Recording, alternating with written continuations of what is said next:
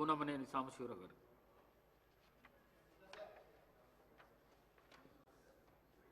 Thank you sir. మన రాష్ట్రంలో సింగరేణి ప్రధానమైనటువంటి సంస్థ.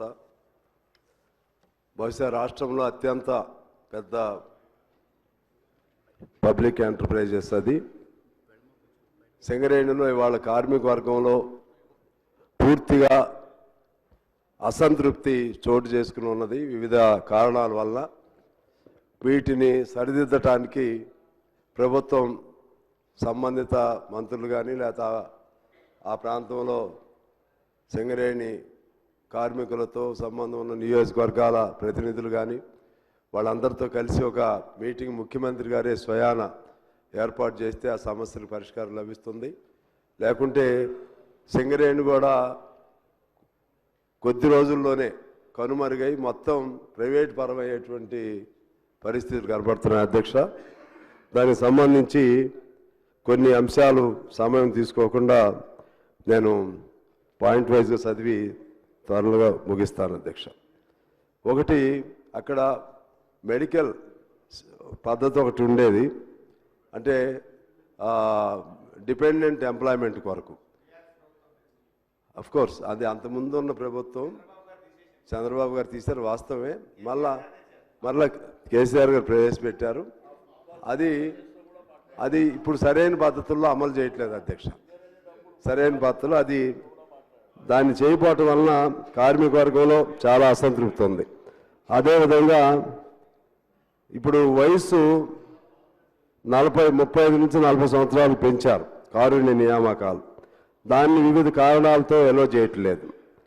మెడికల్ బోర్డు కూడా పేరుకి నేమ్ సేక్ జరుపుతున్నారు తప్పితే కార్మికుల పిల్లలకి అవకాశం కల్పించట్లేదు. సొంత ఇంటి పథకం లేదు అక్కడ. దానికోసం చిన్న చిన్న పరిశ్రమలే సొంత ఇళ్ళు కట్టిస్తున్నారు. అలాగే మారు పేర్ల సమస్య పరిష్కారం. మారు పేర్లతో ఆ రోజుల్లో ఎక్కేవాళ్ళు, వాళ్ళ పిల్లలు ఇవాళ అన్యాయం అవుతున్నారు. వాళ్ళకి అవకాశం కల్పించాలి. అలాగే నూతన గనుల ఏర్పాటుకు సంబంధించి మనం సరే అక్కడ సెంట్రల్ గవర్నమెంట్ పెట్టినటువంటి ఆ యాక్ట్ వల్ల మన సింగరేణికి వచ్చే మైన్స్ ప్రైవేట్ వాళ్ళకి వెళ్తూ ఉన్నాయి. సరే సాధ్యమైన మేరకు సింగరేణి వాటిని సంపాదించుకోవాలి. సంపాదించుకున్న తర్వాత అక్కడ బొగ్గు అనేది ప్రైవేట్ వాళ్ళకి ఇవ్వకుండా సింగరేణి కార్మికులు చేయాలనే నిబంధన ఉంది. దాన్ని ఉల్లంఘిస్తున్నారు అధ్యక్ష. అది ఆ బొగ్గు వరకైనా సింగరేణి కార్మికులకు అవకాశం ఇవ్వాలి. అలాగే సింగరేణికి దాదాపు 43,000 కోట్ల బకాయిలు జెన్కో సంస్థ ఉంది అధ్యక్ష. దాన్ని ఏదో ఒకటి పరిష్కారం చేయాల్సినటువంటి అవసరం ఉంది. అలాగే సింగరేణి కార్మికులకు సంబంధించి పెర్క్స్ అని ఉంటుంది అధ్యక్ష. దానిపైన కోల్ ఇండియాలో వాళ్ళకి ట్యాక్స్ రిఫండ్ చేస్తున్నారు, మన దగ్గర లేదు అధ్యక్ష. అలాగే సింగరేణిలో రాజకీయ జోక్యం తరచు ఎక్కువ అవుతుందనే ఒక విమర్శ కార్మికుల నుంచి వస్తుంది. ఈ అన్ని అంశాలపైన నేను మీకు నోట్ కూడా వివరంగా ఇస్తాను. దానిపైన ప్రభుత్వం సీరియస్గా ఆలోచన చేసి ఆ సమస్యలను పరిష్కరిస్తే మనకున్నటువంటి ఏకైక అతిపెద్ద ప్రభుత్వ రంగ సంస్థ అది. దాన్ని కాపాడుకోవచ్చని తెలియజేస్తూ మీకు ధన్యవాదాలతో సెలవు అధ్యక్ష. శ్రీ కౌశిక్ రెడ్డి గారు. నోట్ చేసుకోవడం జరిగింది అధ్యక్ష, సభ్యులు చెప్పినటువంటి అంశం.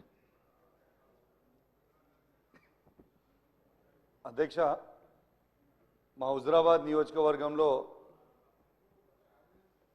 కల్వల ప్రాజెక్ట్ అని మానకొండూరు కాన్స్టిట్యున్సీలో వస్తుంది బార్డర్లో. దాని కింద ఆయకట్టు 6-7 ఎకరాలు వస్తుంది. దాన్ని 2023లో భారీ వర్షాలతో పడ్డప్పుడు ఆ ప్రాజెక్ట్ అనేది కొట్టుకపోయింది. చాలా సంవత్సరాలది. ఆనాడు కేసీఆర్ గారి నాయకత్వంలో 70 కోట్ల రూపాయలతోని డిపిఆర్ చేసి పంపడం జరిగింది. ఇప్పటిదాకా పెండింగ్ ఉంది. దయచేసి గౌరవ ఇరిగేషన్ మంత్రి గారిని, ముఖ్యమంత్రి గారిని కోరుతా ఉన్నాను, ఆ ప్రాజెక్ట్ని దయచేసి శాంక్షన్ చేసి కంప్లీట్ చేస్తే కింద రైతులకి 6-7 ఎకరాల ఆయకట్టు వస్తుందని చెప్పి కూడా ఈ సందర్భంగా తెలియజేస్తా ఉన్నాను.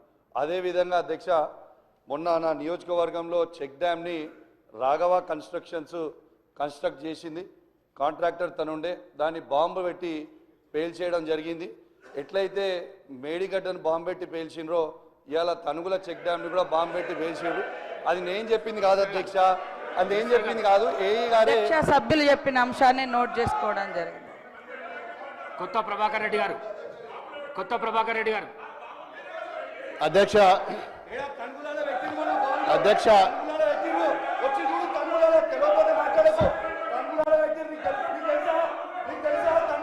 కూర్చో కూర్చో కూర్చో ప్లీజ్. ప్రభాకర్ రెడ్డి గారు. ఉట్టిగా కూర్చొని మాట్లాడితే కాదు కదా, తనులో పోందా పోయిందా, తనులో బరాబర్ పెట్టిరు. ప్రభాకర్ రెడ్డి గారు. బరాబర్ బరాబర్ అధ్యక్ష దుబ్బాక నియోజకవర్గంలో అధ్యక్ష మరి 8 మండలాల అధ్యక్ష, మరి 8 మండలాలలో కూడా మాది పూర్తిగా వ్యవసాయ ఆధారిత కుటుంబాల అధ్యక్ష. అన్ని మండలాలలో కూడా గతంలో యాసంగిలో ఏదైతే వరి నాట్లు వేసుకున్నారో దానికి ఇంకా రెట్టింపు ఈసారి ఎక్కువ వేసుకున్నారు అధ్యక్ష. మరి అందరు కూడా మరి నాట్లు పడుతున్నాయి. ఇప్పుడు మరి యూరియా వస్తుందా రాదా అనే భయంలో ప్రతి ఒక్క రైతు కూడా ఆందోళన ఉన్నారు అధ్యక్ష. మరి మీరేమో యాప్ ద్వారా బుక్ చేసుకోవాలనుకుంటున్నారు, అది సాధ్యం కాదు. మరి చాలామంది రైతులు మీరు ఏదైతే యాప్ ద్వారా మరి యూరియా బుక్ చేసుకోవాలని చెప్పి పెట్టినరో అది సాధ్యం కాదని చెప్పి రైతులు మరి నిన్న మొన్న మరి ఆందోళనతో ఉన్నారు. ఇంకొక విషయం అధ్యక్ష, మరి కరెంటు కూడా 8 నుంచి 9 గంటలు మాత్రమే వస్తుంది అధ్యక్ష. ఇప్పుడు నాట్ల సమయం, మరి ఇప్పుడే 8-9 గంటలు వస్తే మరి రాను రాను ఇంకా ఎండాకాలం వచ్చిన తర్వాత ఏప్రిల్ మేలో ఇంకా ఇబ్బంది అవుతుంది. మరి ఆ పవర్ విషయంలో కూడా చాలామంది ఆందోళనగా ఉన్నారు. ఇంకో విషయం ఏంటంటే మరి చాలా గ్రామాలల్లో నాకు ట్రాన్స్ఫార్మర్లు లేవు, కరెంటు పోల్లు కావాలి, వైరు కావాలి. మరి ఇలాంటి మరి దానికోసం ఎవరైనా రైతులు డిపార్ట్మెంట్ పోతే మా దగ్గర బడ్జెట్ లేదు, మేమేమి ఇయ్యలేమని చెప్పి మరి ముక్కుసూటిగా మరి రైతుల ముంగట్నే చెప్తున్నారు. ఇది కాకుండా అధ్యక్ష మరి గతంలో మా దగ్గర మల్లన్న సాగర్ ఉంటుంది అధ్యక్ష, రైతులకు సంబంధించింది. మరి కూడవెల్లి వాగులో మరి నీళ్లు వదిలిన తర్వాత పక్కన ఉన్న గ్రామాలకు మోటార్ల ద్వారా చాలా ఇరిగేషన్ మరి డిపార్ట్మెంట్కి సంబంధించిన మరి మోటార్లు కానీ కాలువలు కానీ మరి పూర్తిగా మరి మొన్నటి వర్షాలకు టెంపరీగా కాలువలు తీసుకున్నారు గతంలో. మరి ఆ టెంపరీ కాలువలు పూర్తిగా మట్టి పూడిక నిండిపోయింది. మరి ఆ కాలువలు కూడా పూడిక తీయకపోతే ఈ సంవత్సరము దాని మీద ఆధారపడ్డ కాలువల మీద ఆధారపడ్డ రైతులు నష్టపోతారు. దయచేసి మరి మా మల్లన్న సాగర్ కానీ కొండపోచమ్మ ద్వారా మరి ఆ కాలువల ద్వారా నీళ్ళు వస్తాయి, సబ్ కెనాల్ల ద్వారా. మరి 2 సంవత్సరాల నుంచి ఇరిగేషన్ డిపార్ట్మెంట్ ఏ ఒక్క రోజు కూడా మరి మల్లన్న సాగర్ మీద కానీ మరి కొండపోచమ్మ మీద కానీ రంగనాయక సాగర్ మీద కానీ ఎన్నో పర్యాయాలు ఎన్నో ఇష్యూస్ ఉన్నాయి. మరి కాలువల మీద కానీ పూడికల తీతం మీద కానీ మరి ఇప్పటి వరకు ఏ ఒక్క రోజు కూడా ఇరిగేషన్ డిపార్ట్మెంట్ కానీ గౌరవ మంత్రి గారు ఉత్తమ్ కుమార్ రెడ్డి గారు కానీ చాలా విన్నపాలు చేసినా ఒక్కరోజు కూడా కనీసం ఆ జిల్లాలో ఏం జరుగుతున్నది, కాలువలు ఏమవుతున్నది, ఇరిగేషన్ ఏమున్నది అని చెప్పి ఏ ఒక్క రోజు కూడా కనీసం రివ్యూ మీటింగ్ కూడా పెట్టిన పరిస్థితి లేదు అధ్యక్ష.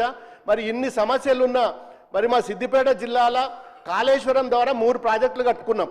మరి దుబ్బాక నియోజకవర్గంలో దాదాపు 2 లక్షల 3 లక్షల కల్టివేషన్ ఉంటుంది.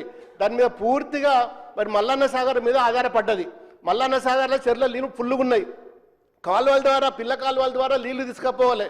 టెంపరీగా రైతులు గతంలో యాసంగికి సొంత డబ్బులు వేసుకొని మెయిన్ కెనాల్ నుంచి తెగ్గొట్టుకొని లోపలికి నీళ్ళు తీసుకుపోయినరు, మళ్ళీ కూడిపోయినాయి. ఇప్పుడు మరి ఈ సంవత్సరం ఎట్లా అని చెప్పి చాలామంది ఆందోళనలో ఉన్నారు. ఒక్కసారైనా మరి ఇరిగేషన్ డిపార్ట్మెంట్ కానీ మంత్రి గారు అని వచ్చి రివ్యూ పెట్టి కనీసము మరి అవి ఏ విధంగా తీసుకువెళ్తాం ముందుకెట్లా పోదామని చెప్పి మరి ఇప్పటికి కూడా ఏ ఒక్క రోజు కూడా 2 సంవత్సరాల నుంచి మంత్రి గారు ఒక్కరోజు కూడా సిద్దిపేట జిల్లాలో ఇరిగేషన్ మీద ఒక్కరోజు కూడా రివ్యూ పెట్టలేదు. మరి గతంలో కట్టిన ప్రాజెక్టులు కానీ కాలువలు తీసే పరిస్థితి కూడా ఇవ్వాలి ఈ గవర్నమెంట్. లేదంటే ఎంత దుర్మార్గమైన పరిస్థితి ఉందో ఒక్కసారి మీరైనా చెప్పాలి అధ్యక్ష. మరి యూరియా కానీ కరెంటు కానీ ఇరిగేషన్ కానీ ఈ 3 కూడా రైతులకు సంబంధించిన విషయము. మరి మొన్న రైతుల దగ్గర కొనుగోలు చేసిన ధాన్యం కూడా ఇప్పటి వరకు కూడా వారికి గోడాంలలో పెట్టలేక ఎప్పుడు కూడా అన్లోడ్ కాకుండా రైస్ మిల్ల ముంగట్నే ఉంటూనే అవి కూడా అన్లోడ్ చేసుకోవట్లేదు.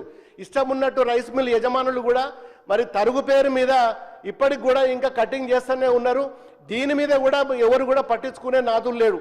మాది పూర్తిగా 8 మండలాలు ఉన్నాయి. 8 మండలాలు కూడా వ్యవసాయం సంబంధించిన రైతుల అధ్యక్ష. ఇప్పటికైనా ఒకసారి సిద్దిపేట జిల్లా మీద దుబ్బాక నియోజకవర్గం మీద ఒక కన్ను పెట్టి మా రైతులను కాపాడవలసిందిగా మీ ద్వారా అధ్యక్ష నేను గౌరవ కన్సర్న్ మినిస్టర్ గారిని నేను రిక్వెస్ట్ చేస్తున్నా. ఎందుకంటే అందరు కూడా నాట్లు పడ్డాయి. ఆందోళన ఉన్నారు. కరెంట్ వస్తుందా, యూరియా వస్తుందా, మా కాలువల పూడికలు తీస్తారా, మరి విత్తనాలు సరిగానే ఇస్తారా అని చెప్పి అందరు కూడా ఆందోళన ఉన్నారు. దయచేసి మరి గౌరవ మంత్రి గారు, మరి ఇరిగేషన్ మంత్రి కానీ, అగ్రికల్చర్ మంత్రి కానీ మరి వచ్చి త్వరలో మరి